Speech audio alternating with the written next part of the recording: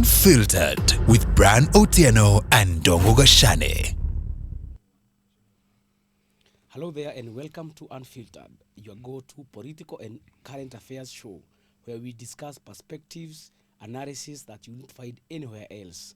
I am your host, Ndongo Gashane, and I'm hosting this show alongside my very good and able colleague here. Very able and good. Daniel Karaoke is my name. I'm also a political journalist, and I'm co-hosting Gashane.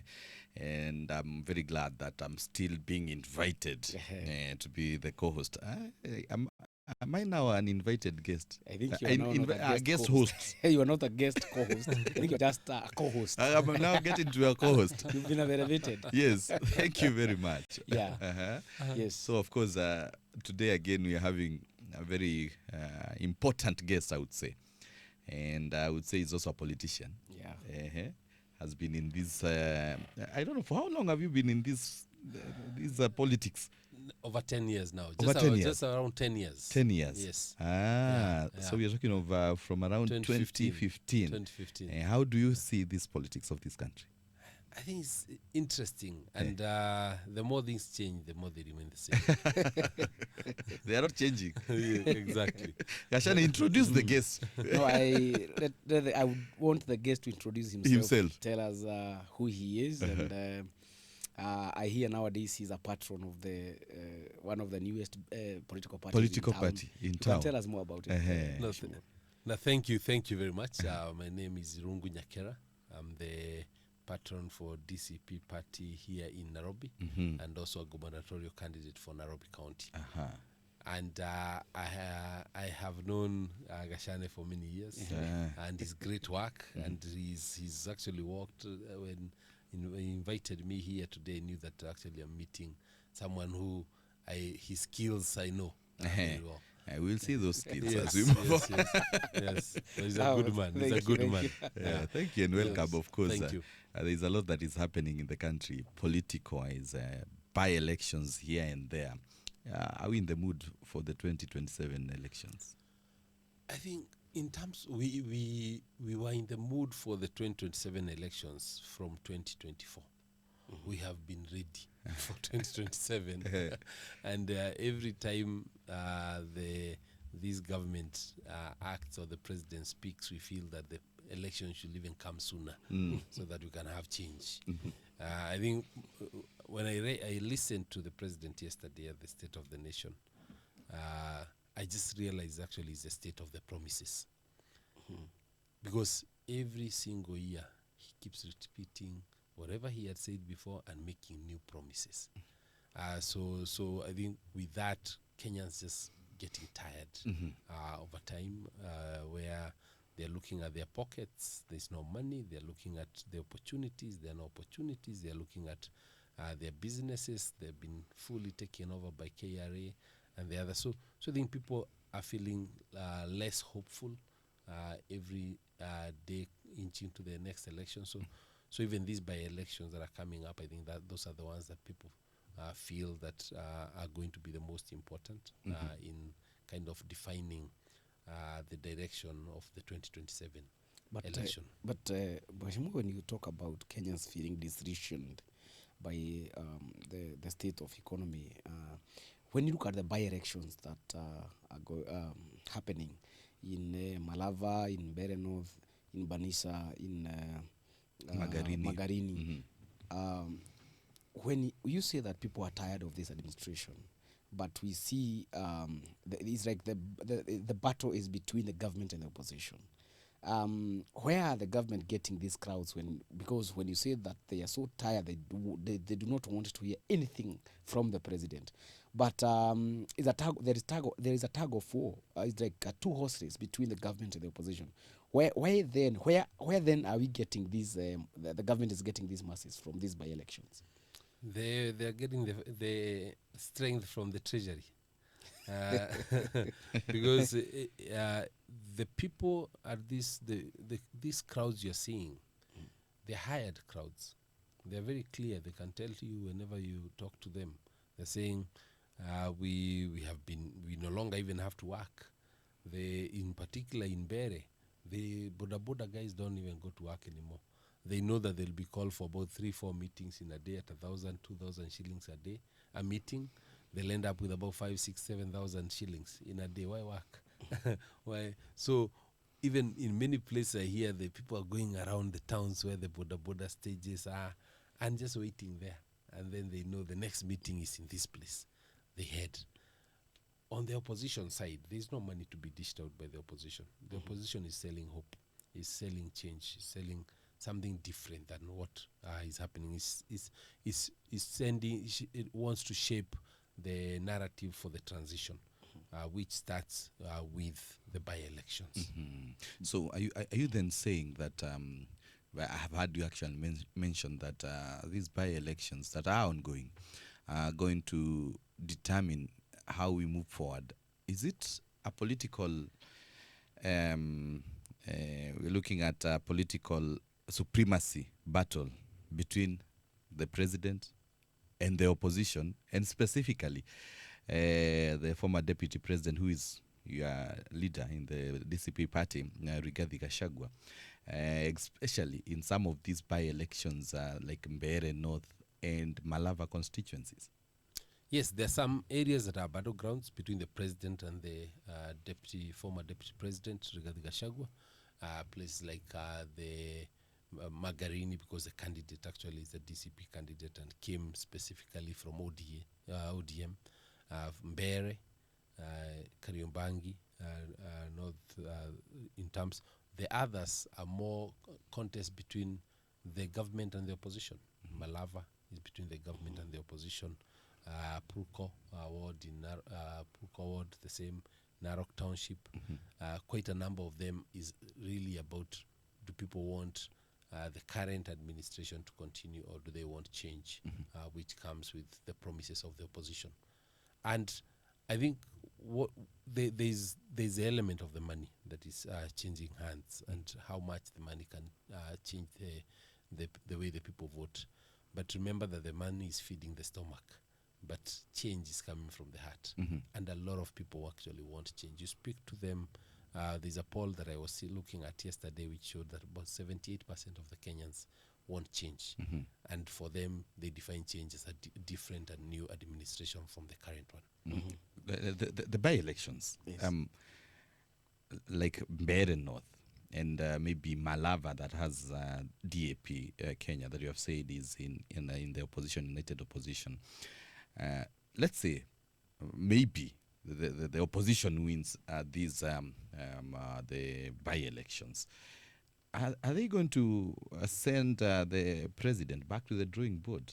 And will it maybe give confidence to Gachagua and the likes that this is just a clear indication of what you expect in 2027? Can it really define that? I don't even think it will send the president to the drawing board. It will send the president home. By elections? Yes. If you remember very well, starting with the TNA by-election in Kangema constituency, that's actually what defined the opposition at that time, and also the TNA party. If you come to the UDA with the Kawanjiko in Kiambaa constituency in the last, before the last election, again defined what the opposition and the politics will look like. So now we have even more by-elections because of the fact that we did not have a substantive IBC. And so everything has been brought together at the same time. Meaning that, again, it's really about optics. There are some Kenyans who are standing on the fence. They are not sure what Kenyans really are saying, because there are all these manufactured polls that are showing that the president is leading in certain areas. Of course, they can't do them in Mount Kenya because they know the results, what the results will look like. And in certain areas like Ukambani, they can't conduct them. They're just conducting them in certain areas for optics. But the results from these by-elections will not be about, will be televised. We will all know who has won and who has lost. And it's the Kenyans who will have voted, and they'll have sent their message. If you think of places like Nairobi is very cosmopolitan.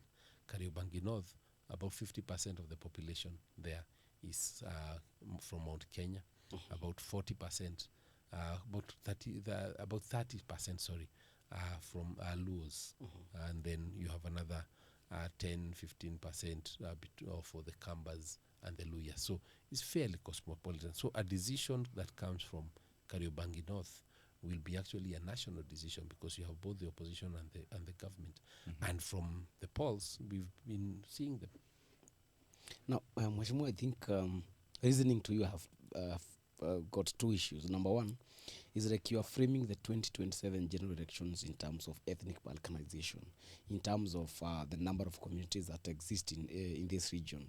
And then number two, when you talk about money being dished to by the government, we all know that we have the Elections Offences Act, and Section 15 talks about what defines the breach of the extra code of conduct. And one of the reasons is the public officer should not be engaged, or the government or any government official should not be engaged in using money or using government government projects in bid to lure the areas, the people of areas where election is happening. Now, my question is, why are you not just talking about it? And we have not seen members of the United Opposition Coalition going to the IBC to make that petition and complaint, accuse the administration of using state agencies and resources to campaign. Is it probably a strategy that even if you are defeated, you can say, no, these people, the election was not fair because they used money, and then it is always ground for a petition in court? You know, we all know that the government is using its money, but also this is our own money, Wanjiko's money. And if that money is not used there, it will still be stolen by certain individuals. So they might as well go distribute it to the grassroots where there is no money. We know just about 2-3 weeks ago, PS for Petroleum, Alex, went to Mbere together with another like 10 PSs. And each of them made promises on so many things that they will give, from issues of SHA to the roads to the power to MSME centers. All those things were the PSs who are there, who said actually what they will do. Subsequently, the CSs went there as well, from CS Roko, who even lost some money there, then CS Alice and many other ministers were there. From there, we have the deputy president, who went there and even said that they have given projects worth 500 billion shillings in one constituency. And so all these things, they're there. It's an open book. There's nothing, even if IBC wants to call it out and prosecute, they can do it. They But don't you even don't need want to do it anything more. on your own motion. You don't want to go into IBC, because there is the enforcement of the code of conduct, the enforcement of the electoral code of conduct committee within domiciled within the IBC. We're not going to report that. As I said, we have the stomach and the heart. If these people can be fed, because otherwise there'll be no money flowing there from tomorrow. There'll be no more money going to Mbeya. And these people may blame you that you Exactly. But unajua mheshimiwa, kuna ile msemo inasema pesa pia ni dawa ya roho. When you say that if the heart is having a different feeling and the money comes, I can tell you, because they will still have a day without any money being distributed, which is now from yesterday. There's no money that was being distributed because of the 24 hours, 48 hours Right. requirement. So I think that time they'll call themselves all for a meeting. I've talked to these people. We've gone for meetings with them. They're telling us, please allow us. Don't stop us from going to collect money, because we know it's our taxes. Someone is saying that I went to hospital and I had to pay. So allow me to go collect the money that I paid at the hospital, because SHA was not working. We used to be given bursaries, but now there's no bursary. So let me go collect my bursary from there. So we are allowing them to collect their bursaries. We are allowing them to collect the SHA money. But when it comes to vote, they know where their heart is. They know where change they want. And you will see that from the results. And when you talk about the ethnic mobilization and Balkanization, actually, I've been looking at the headlines from the newspapers the last 2 days. not the Standard. Yours has always been great and screaming headline, which we love.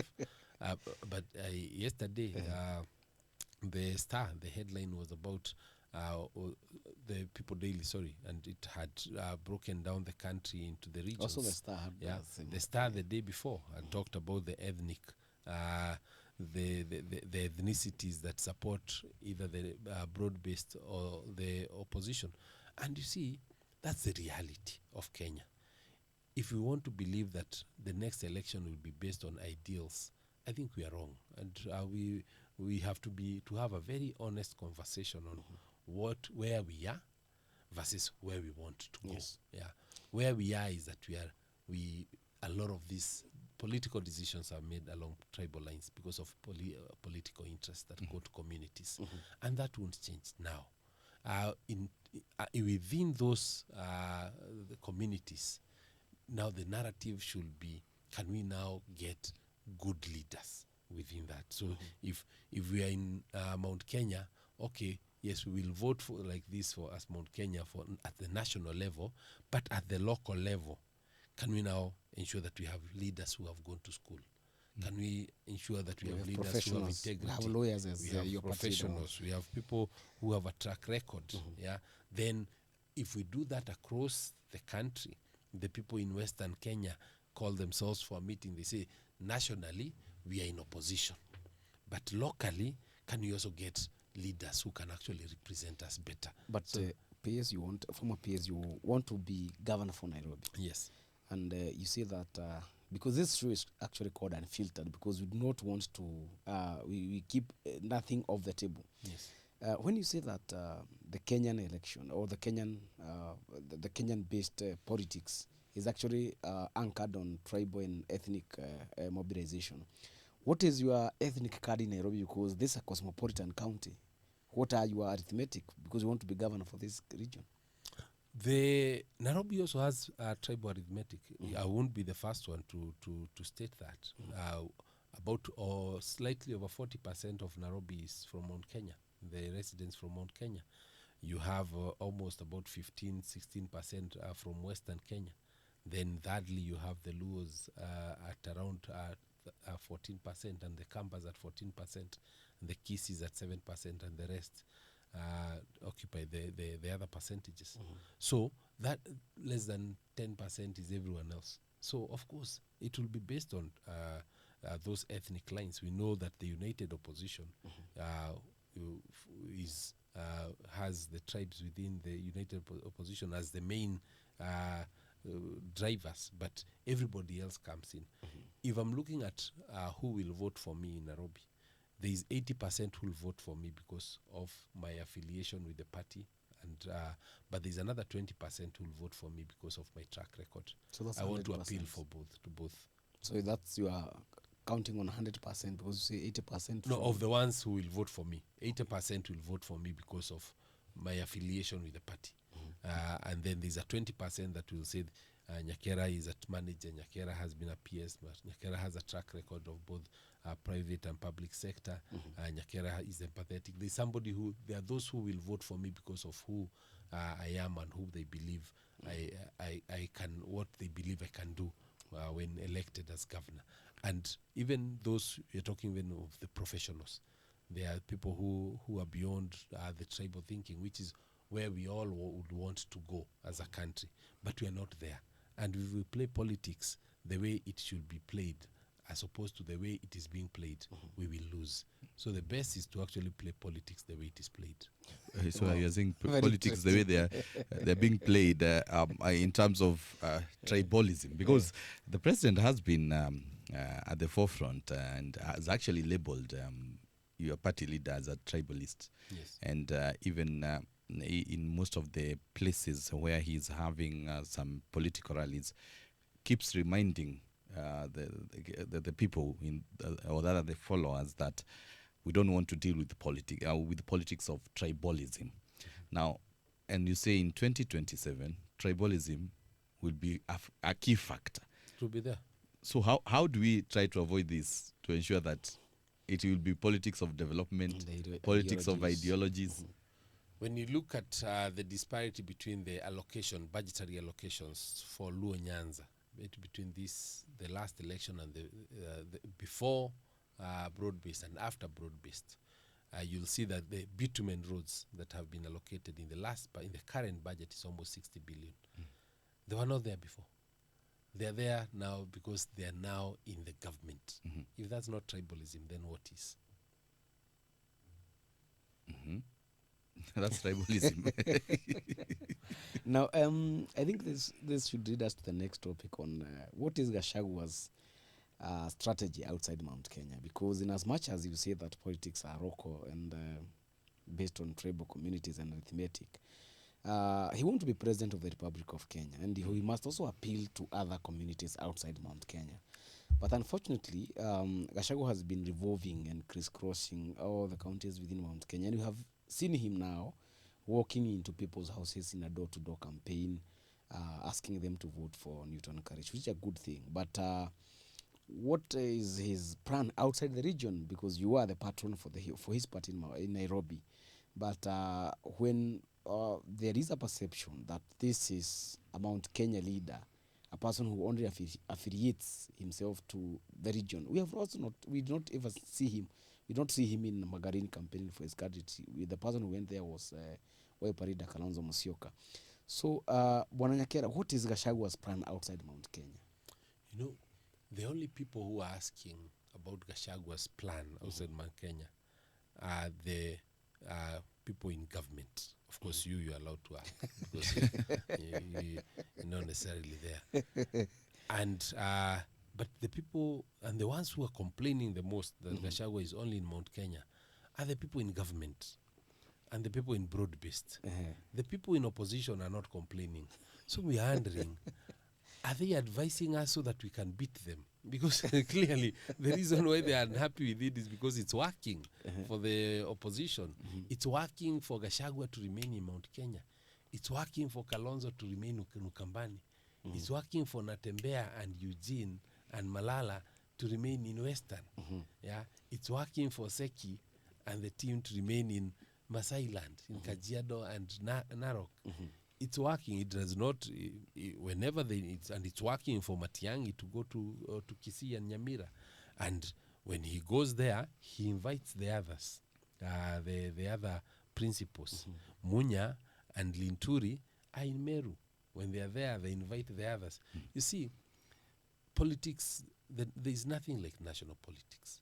Even Kenyatta, who had the first government of this country, had ministers from the entire country, because he imagined that the development that he's going to take to any place will be taken by their leaders. It's those leaders, Katanangala, who will come and tell him the costs, this is what we want for the costs. It's Robert Ouko who will come and say this is what we want for and all the others that were there. So what Gachagua needs is, and the opposition, they just want to have the leaders who are from all the communities. Everybody builds their community. Then they bring everybody together for the national, to the national platform, so that nationally they are all on one term. But regionally, everybody is able to strengthen their base. There is what we call, we say that even the porridge, when you're cooking porridge, you have to keep stirring it. Yeah. If you stop stirring the porridge, it develops those murky deposits. Yeah. So even for Gachagua, yes, he has the support from Mount Kenya. But if he stops going around Mount Kenya, talking to them, listening to them, then they might start listening and hearing other things. And in this day and age when money is going to do everything other than development, you cannot be shocked that some money will be sent to provide misinformation in such areas. That leads me to ask, now Gachagua, you're saying, can keep on mobilizing and consolidating the Mount Kenya region as Kalonzo, Ukambani and the rest in their various areas. But again, we look at the deputy president, Kithure Kindiki, seems to be moving across the country. And yet, the competition on who He's the one who is the Mount Kenya, maybe kingpin, if I would say, is there. So don't you think Kindiki will be having an upper hand against that? Where? Across the country and even Mount Kenya. But the other parts of the country have other people. He has no say in Luo Nyanza. He has no say in Northern Kenya. He has no say in his Western. push to be maybe a national leader like the president. Yeah. But national leaders don't exist. And that's what I'm trying to say. Are you trying also to say that there are no nationalists in this country? Yani, to you, it's about tribal mobilization. Those ideals exist. It's like a manager, a leader. You see, when you're a leader, you cannot come and you say, I know ICT, I know HR, I know procurement, I know all. You can't. You can come as a very good leader who has a track record and background in ICT, and you've come and become the CEO, which means now you have to get a manager for ICT. You have to get a manager for HR. So managers for ICT are managers from for the region. kingpins now. Exactly, for the But regions. when you look And at then now these people will help you actually steer the ship, and because they have their expertise, the same way as the regional kingpins understand their people.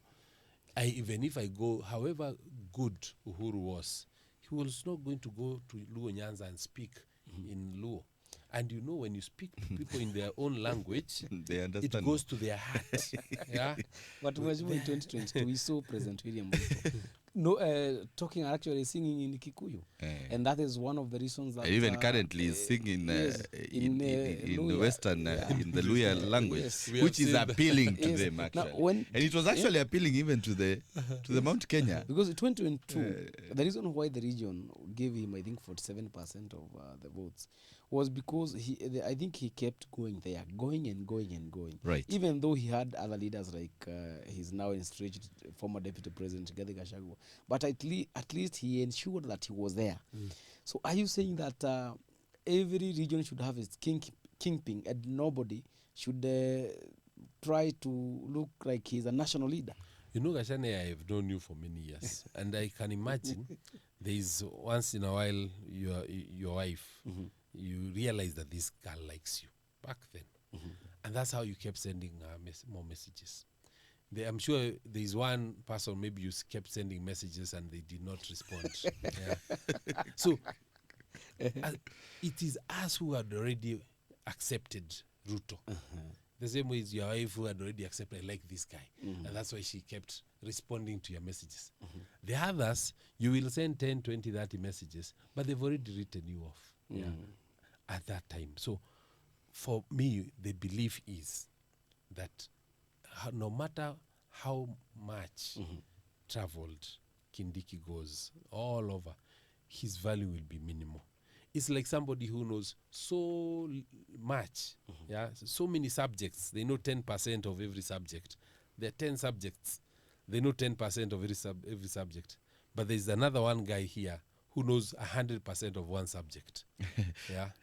So which one is valuable? No, are you saying that Professor Kithure Kindiki will even have a problem in 2027 in even beginning to be the running mate of President William Ruto? What is his fate, by the way, in 2027? He'll have a election? problem being elected as senator for Tharaka Nithi. But he's a deputy president. I'm saying that one is gone. We're just looking at the next. That's best how bad option. things are. Yeah, the senator for Tharaka Nithi he can't get. That's Yes. that's how bad things have gotten to. We have not gone further. You know, I've just said what we can't get. If we keep going down, even the area MCA will be difficult if he's to be elected. Why say that? Because he's not speaking to their hearts. Yeah, he's not asking. He's going to the other day he was very angry. I think 2-3 days ago when he was addressing them and reminding him that he had been elected senator, that he had been elected MP, that he's now the deputy president. But he's reminding them that, but they don't care. You see, Wanjiku is a very interesting person because she's been lied to so many times that they can easily move on and just without even knowing what's ahead. They used to be lied to, so even if they'll be like, yes, we've had 5 bad years, what's another 5 bad ones? Yeah, so let's just try it. Yeah, so you cannot threaten them. That's a thing. Even as leaders, you can't threaten Wanjiko. You can't threaten the electorate. They are used to difficult times, so they will just allow you and say, after 5 years itaisha, tapatana pale mbele. Yeah. There is a point that Gashane had tried to put across about DCP and Jubilee. Mount Kenya region, it seems that the former deputy president wants to ensure that DCP, as much as it is said that it's a national party, we can see he's trying to push the party to be more of a Mount Kenya party. Even if they are going to get more members of parliament outside Mount Kenya, at least Mount Kenya should have more members of parliament, maybe, or leaders, or whatever positions that they are going to be fielding candidates. But again, here is Jubilee that seems to be rejuvenated. The party leader pushing it's actually being in Muranga, introducing Fred Matiang'i as a presidential candidate. So where does this leave the Mount Kenya region in terms of the party that they should move with towards the 2027? As much as Jubilee did not have any candidate in the by-election, Mbeere maybe, or some of the by-elections within the area, where does it leave the two, or let me ask, where does it leave Mount Kenya residents and most likely the aspirants who will be seeking to use these parties, DCP and Jubilee? Jubilee. See, I was the chairman for Political Parties Liaison Committee a few years back. Political Parties Liaison Committee brings together all the registered political parties. And I remember when we went for BBI, one of the recommendations that we placed at the BBI was actually formation of regional parties. Because so that each region can actually have a party that is just regional. The way the act is today is that every party needs to be national. Yes. So if you are a political party, you need to have 24 offices, minimum of 24 offices across the 47 counties. And even when fielding candidates, you need to have X number of, like 1,000 members in at least 24 counties. But my point is, national parties don't exist. Every party is regional. One is because it's too difficult to actually build a party which has appeals to people across the nation, because people care for different things. The people in Turkana have a lot of sun. They care for water. They want water. They want infrastructure. They want roads. The people from Muranga have water. It's just that it's being stolen from them. But they have water. They just need it to be distributed to them. They are worried about monkeys, that are running around their farms, stealing their produce. Yeah. So each place has and the people of Nairobi. People of Nairobi is garbage everywhere. They are like, there is garbage everywhere you walk. The other counties like Lamu that don't even have garbage because there's no one who lives there. The population for Lamu is about 100,000. The voters. So every place has its own challenges. Right. And that's why even from the political parties, for them to resonate with the people, it needs to have that regional appeal.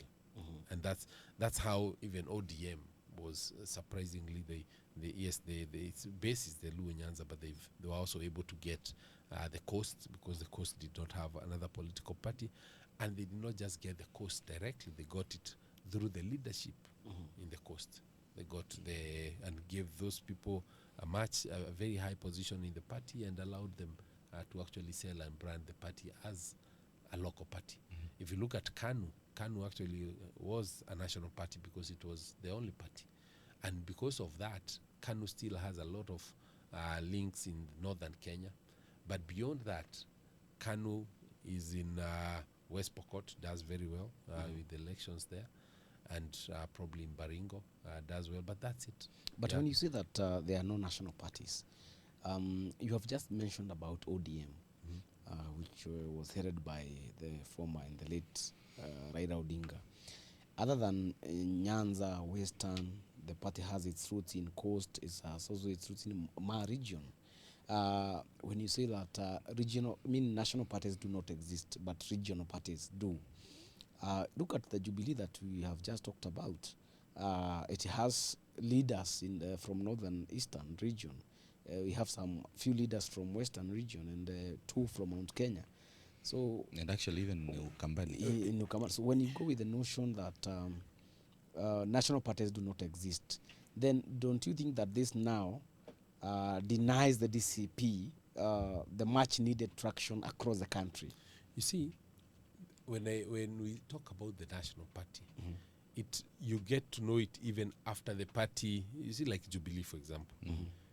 Anybody who talks about Jubilee talks about it for Mount Kenya. Even you, when you're asking about Jubilee, you're asking about Jubilee and Mount Kenya. Yes. Now, when you're having all this infighting at ODM, everybody's asking about ODM and Luo Nyanza. It's like they already feel that coasts, they will emerge new parties and new leaders within the coast. The beauty with the ODM, the way they did it, is that they empowered leaders from those regions to fully, and it's those leaders who entrenched the party there. And it will change. It will change. That's why it's much easier for it to lose ground in places like coast than in places like Luo Nyanza. Luo Nyanza, ODM will continue being strong. But in coast, I can tell you the governor for Mombasa will be from United Opposition. Yeah. And even the other places like Taita Taveta, the same. So when you talk about Jubilee and DCP, one is, if you look at Mbere, DCP was the first one to step down and actually endorse the United Opposition candidate for DP, Karis. And after that, you saw Jubilee also pull out. I think there are some people in Jubilee who are of different opinions, but they were told, no, we are all in United Opposition. United Opposition, we fold and allow the DP candidate to be the one who's running. And the same for quite a number of by-elections. So even before you are told, there's a lot that you can see for yourself to show that these parties will work along each other. What I know is that the reason why you see a very high voter turnout in Mount Kenya is because we never go with one party. We have a dominant party, but we have other parties who smaller parties who then are able to support, such that if Ndongo you deny me my nomination for one party, I have another party which is equally strong, probably not as strong, where people can also resonate with it. Yes. And we don't have a problem with Jubilee. There is a time when we used to insult them a lot. We used to call them the red wheelbarrows, but we have since stopped. You see, we are good people. Yes, that's why you saw even the former president when he was in Thika Greens 2 weeks ago, he told his people to stop insulting Gachagua and DCP, and from our end, we had already stopped insulting them. Yes, but your party leader, I think a week ago when he was in one of the local vernacular stations, he actually mobilized and rallied people around his party. And he said that for the region to have its strength, it must conform within one party. And you seem to say that one of the reasons that the region has had a huge turnout is because of having some smaller parties, but even if we have another party, a bigger party, don't you think you're contradicting your party leader when you say that you have no problem with the small parties? You see, we have to have a dominant party because that's the party that will carry a majority of our interests. It will carry 80%, but the other 20% will be carried by others. It's even carried by independents. So instead of people coming in as independent who don't have a vehicle and who can be bought the next day, it's better when they come in other vehicles and in other parties. So, of course, my party leader, Rigathi Gachagua, wants our party to grow and to become the biggest. He cannot then go and he's unequivocal. Yeah, he's equivocal. He's like, oh, you guys decide whether you want to come here. No, he'll be firm. He'll be clear. He'll tell people, join DCP. Yeah, the ones who, the ones who don't want to follow their parties, they'll come and say, we will support you, but we'll come with our party. We'll be in the opposition, a united opposition, but with our party. But we'll be singing the same tune. And that allows for democracy and allows for the parties to grow. The last thing we want anyway is people not to have options, because we all know that some of these tickets, the nomination tickets, are for sale. And so there are those who people want, but they might not be able to pay for them. And should that happen, then they should have a space and an opportunity to actually express their position themselves to be elected. And there have been some accusations that even the DCP party is for the highest bidder. We have had accusations of people claiming that those who have huge monies are the ones who are allowed to have a say in the party. How much did you cash out for you to be the Nairobi region patron, probably the party's candidate for Nairobi? Everything is not monetary. We say that you give what you have. There are some people who are very good in the media, and by going to present the party in the media, they get a voice in the party. The others who have money and they don't have anything else, They offer the money. They offer the money. The others who have vehicles, the others who have very many vehicles in their backyard, they have 10 vehicles. But where does that leave the voice of the people who are supposed to? Because I understand that it is the people are the ones who are supposed to give you the ticket for the party through democratic, transparent, and credible party primaries. When people want you, it's your duty then to get yourself on that ticket. Whatever you need to do to get yourself on including that ticket. offering money, vehicles, voice. As long as nobody gets to know. What are you saying, Mheshimiwa? I told you from the beginning, people should not imagine that politics should be played differently. Yes. The way politics has always been played is the way it will be played. But what about ethics? Ethics is after you're elected. You bring ethics after you're elected. Now, if you are elected, then this is the way you are. Let's assume that you've been elected after using those shortcuts that we are talking about. Are you going to be a servant to the people, or are you going to say, by the end of the day, I ensured that I got this seat, never mind how I got it?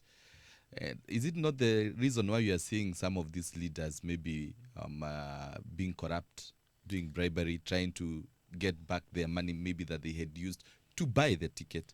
You see, everyone has their own reason for running for an office, for position. And that's what people should judge. For me, I know I want to come and change Nairobi. That's genuinely my vision for Nairobi. How we can actually have a Nairobi that regains its space within the global cities. How I get that position to be elected is different from how I will treat that seat once I sit on it. I will know there's some people who are telling me, oh, for you to be elected a governor for Nairobi, you need to have goons. Will you still have goons after you're elected? Probably. Maybe yes, maybe no. Yeah, but is having goons ethical? But again, he's getting that ticket in a dubious way. Ethical. I'm telling you, it's just that we are not in a vernacular station, but I'd have told you where I'd pull it, even if I found it there. So, Mheshimiwa, you're saying you are ready to do anything you to can, get, as long as you can get that position. Yes. But that someone might say that it's about self-interest. As much as, because of course, there is a person who will come and say that they want to change here and there. But again, behind the scene, and that's the reason maybe they will do anything to get this seat, because maybe they want to protect their wealth, maybe they want to amass wealth. You see, at the granular level, every interest is self-interest. Every interest is self-interest at the granular level. Let me get to understand you, Mheshimiwa. Yes. I want a better and Nairobi, but I also want 20, 30 years from now, people to be saying, it's Nyakera who changed Nairobi. I want a legacy. I want a name. I want that my children to be proud of what I have done for them. It's still self-interest. on all this. So if you remove self-interest, You're confusing us. if you remove self-interest on anything, you won't find anyone. Show me. It is about you first. Today, even why do people go to talk about a war in another country? It's because they look back and they feel there's something that has to trigger them inside and feel, if there was no war in Israel and Palestine, my heart would be settled, because I would feel that there is no injustice somewhere else. It boils down to them. If actually they don't care whether there is, they will not talk about it. They will not talk about it. Yeah. So it's about selfish It's interest. always first. about self-interest. Everything at the granular level. Yeah. That's what- That's why really the issue is called unfiltered. You know, Mheshimiwa is He's not filtering it. He's putting it out there Yeah. to say that. But again, that's I think Mheshimiwa is just saying that that's politics. I think that's what you mean. That's politics. Yes. Get the seat, and then you will do change to your people Yes. and what maybe you have been trying to achieve. However, You have to be at the table for you to decide what happens. Uh-huh. If you're not there, all these other things, it's either now you come through somebody else, yeah. Otherwise, alternatively, you just say we are in a dirty Nairobi. Should anyone decide to change it, well and good. But for me, let me do my own. Now, let me ask you. sorry to cut you short, Gashane. Could it be the reason maybe why some of the leaders, they get there and they don't change anything? Because when they got there, they told us they are going to do it, but for them, they were looking to get there. For instance, let me use the Nairobi County. There are those who feel like the incumbent promised heaven, and right now, even heading to that heaven is not something that we can talk of. Even at some point, the president has talked about the Nairobi County itself. We've had others also raise concerns about Nairobi County. But again, when the incumbent was talking to the voters, he showed them that it worked. So could it be the reason, this idea of, and maybe that's the reason even some people shift parties, because that's the party that is currently very famous maybe in that particular area. Could it be the reason we are seeing this kind of You see, performance? as I said, everybody has their reason for seeking a seat. There's somebody who sought that seat saying, I'll make a lot of money.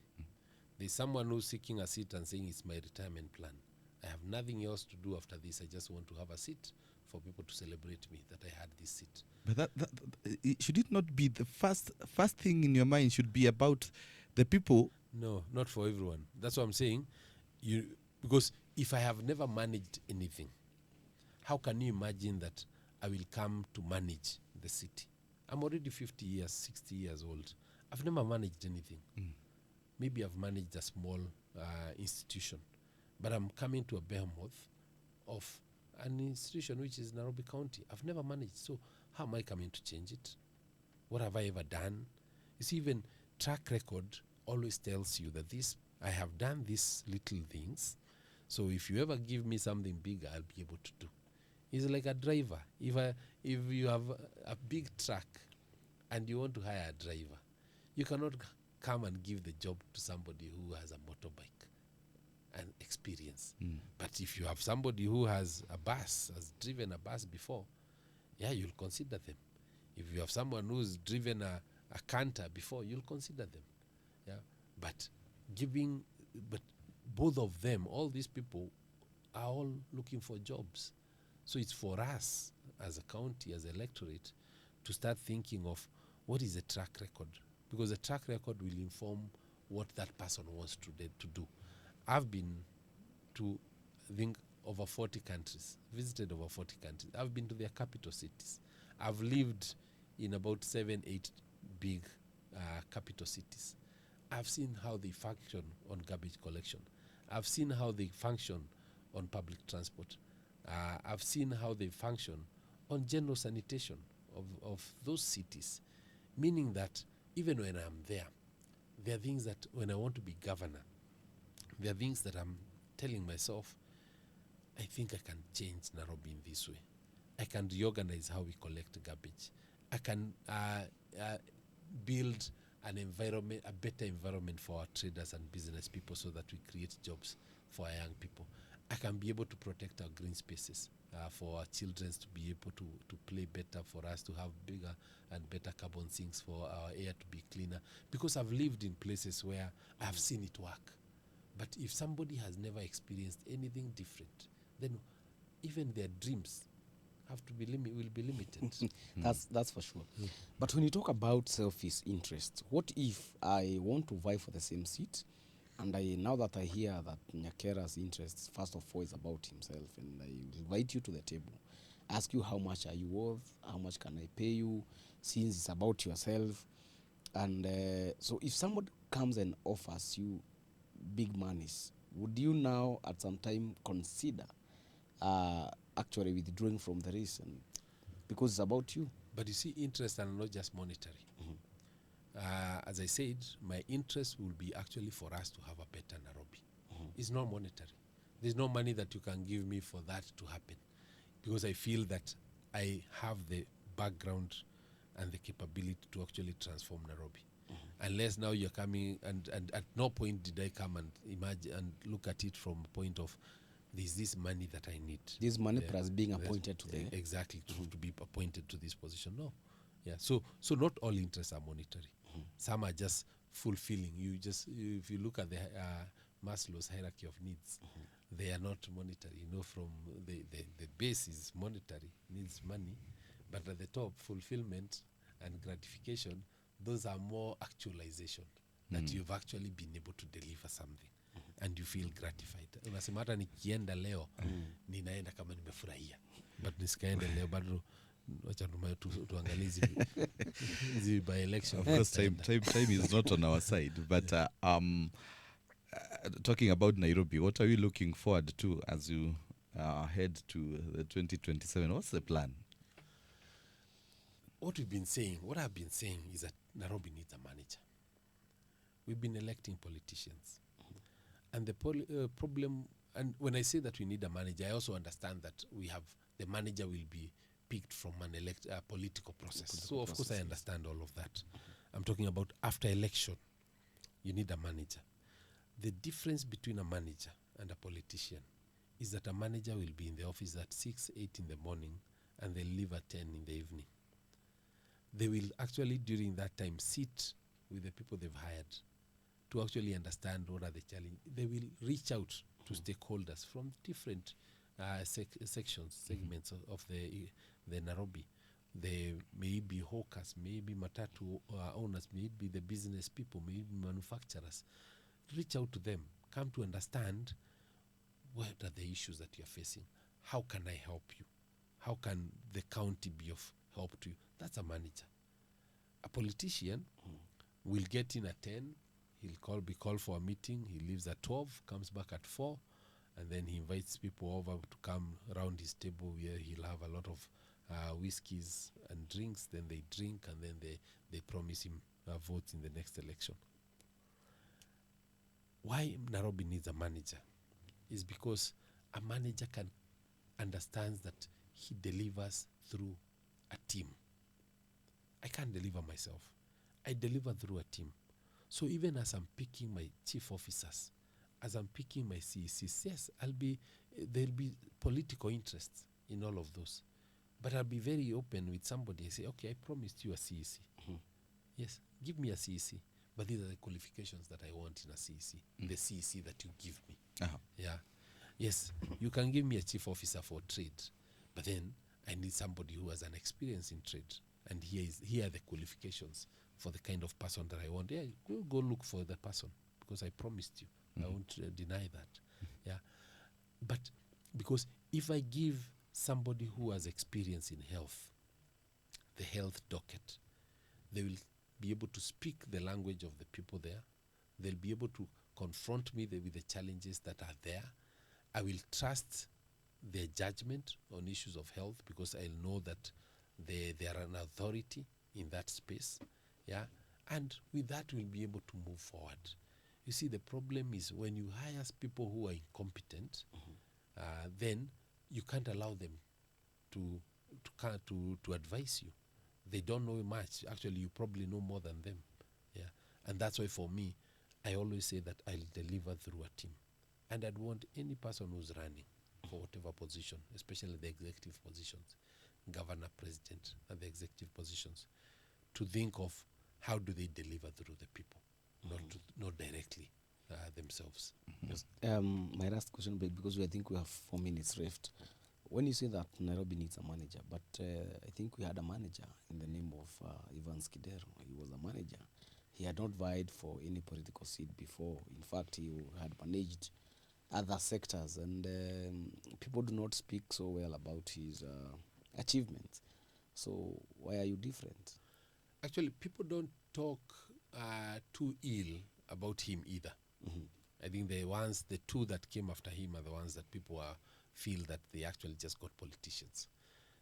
Kidero had private sector experience. He did not have public sector experience. He had never worked in government. You see, Nairobi is too big. Nairobi is the seat of the national government. For you to succeed as a governor for Nairobi, you have to actually dine with the national government. Kenyan and Kura, the roads for Nairobi are all under Kenyan and Kura majority. If you're talking about planning, we need bigger drainages. We need bigger pipes for water, bringing water to the apartments, because we had zoned some areas as single dweller homes. Now it's apartments. We need sewer systems that work, that are big. We need to convert our dump site into something that even probably generates power. And so all these things are actually under the remit of the national government. So for you to actually be able to deliver Nairobi, you have to sit with the national government. And then you have to understand how the national government works for you to even know how to go around. I was a PS for planning and statistics. So the whole budget process was under my department. We are the ones who are budgeting at the National Treasury. When we come to transport, I'm the one who started NAMATA, Nairobi Area Metropolitan Transport Authority, as the PS for transport. I understand how the 7 corridors in Nairobi interact with our traffic. So you need to have both the private sector experience, which allows you then to have empathy with the business people and the community, and to understand that you cannot just come and demolish structures in the middle of a rainy season without giving people alternative, because they're all looking for opportunities. And also you need the public sector experience so that you understand which offices and which doors to knock for whatever that you want. Wow. Thank you so much, Bwana Nyakera, for coming, and we hope that we are going to invite you in the near future. Thank you. Of course, you are going to invite him. So that he can give us more of what he expects to happen. And as we head to the 2027, because that's where everything, I think, is going to be canvassed. Sure. But of course, thank you very much. Thank you. Thank you. My name is Daniel Karaoke, and it has been the unfiltered. He has really ensured that he has not filtered anything. Thank you so much, and until next Thursday, I'm yours, Ndongo Gachane.